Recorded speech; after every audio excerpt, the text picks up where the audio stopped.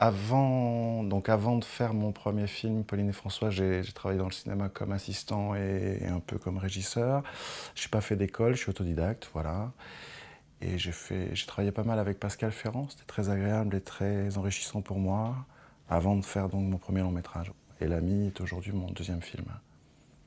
L'Ami est à la fois un film historique et une fresque sentimentale. L'Ami parle du passage de la fraternité de François d'Assise à un ordre religieux et à travers une histoire d'amitié et un peu de trahison entre deux frères qui sont donc François et Élie.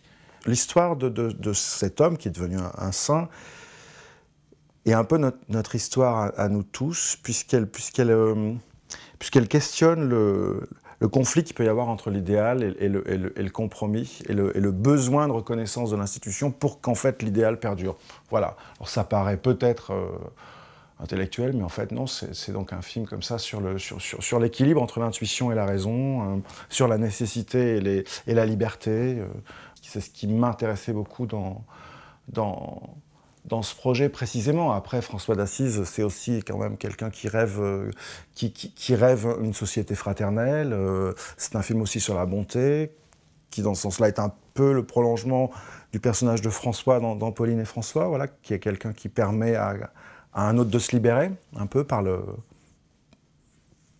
faculté à pouvoir donner encore du rêve et de l'imaginaire à quelqu'un.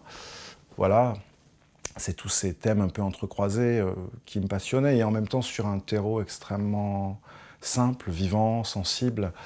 Je ne pense pas que nous allons faire un film austère, religieux, pesant, froid. J'ai envie que ça soit pris dans le fleuve, dans la circulation de la vie, en fait, des sentiments.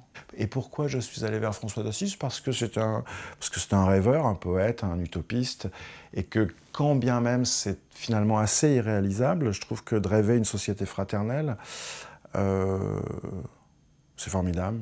Donc je suis allé vers lui parce qu'il m'a semblé assez excessif dans l'amour, en fait. Voilà. Voilà. Je trouve qu'aujourd'hui, où tout ça peut paraître soit un peu galvaudé ou soit terrorisant, je trouve que c'était intéressant de lorgner vers quelqu'un qui évoque la paix, qui parle aux oiseaux, qui est un poète aussi, et qui croit en l'homme, en fait. Qui croit en l'homme. Souvent, dans les films religieux, il y a un petit peu le côté un peu pesant et statique, en fait. La prière. La prière. Et puis en fait aussi le côté extrêmement, du coup, tourné vers soi, personnel, et la souffrance. Ce qui est rigolo, joyeux, vivant avec François, les frères et Élie, c'est qu'on va à l'encontre des autres, c'est que c'est assez sensuel, c'est que nous serons assez proches des éléments naturels, voilà, donc c'est-à-dire que, pour employer un mot, c'est comme si j'avais envie de faire finalement un film plus impressionniste, mais avec un homme qui, de toute façon, vivant au Moyen-Âge, la question de Dieu était complètement centrale. Mais oui, sur un mode assez impressionniste, assez sensuel, en fait, ouais. Enfin, je l'espère.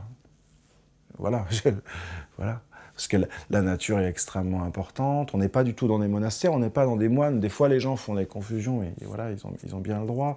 Mais c'est pas du tout des moines, en fait, c'est des frères. On vit dans la nature, on vit dans des cabanes, on va vers les autres, on va même vers les lépreux, on va vers les pauvres. Ce qui m'avait aussi beaucoup séduit chez cet homme, c'est son côté...